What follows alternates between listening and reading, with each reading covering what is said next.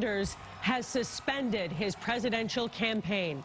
Sanders was for a long time the front-runner for the Democratic nomination. He won 2 out of the first 3 contests, including the New Hampshire primary.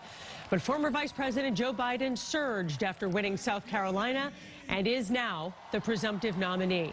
Sanders just addressed his supporters in a live stream.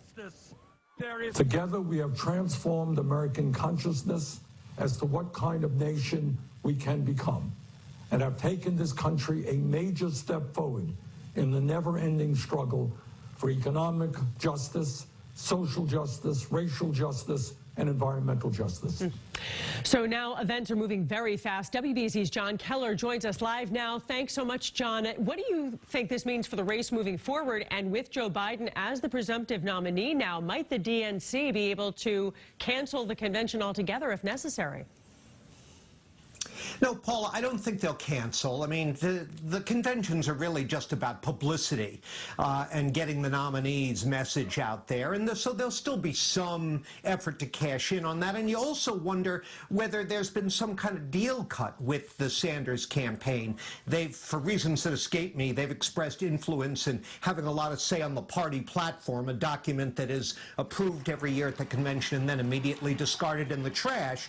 So I would expect one way or the other, there'll be some form of a party convention and some role in it for Bernie Sanders. I bet that's part of whatever arrangement was made here. So now all attention shifts to Joe Biden. The former vice president did promise at that last debate he would choose a woman for a running mate.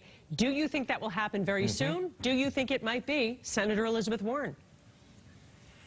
No, I think he'll wait a little bit on making that call. As far as Senator Warren goes, I would say no way.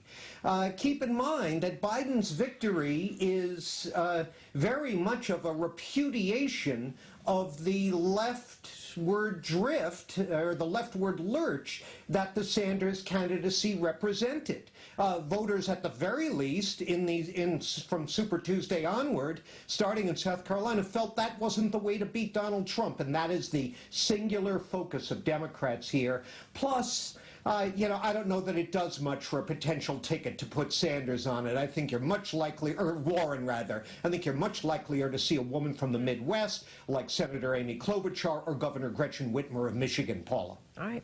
WBZ's John Keller, thank you so much. And in the midst of this coronavirus pandemic, so much to think about. Thanks, John.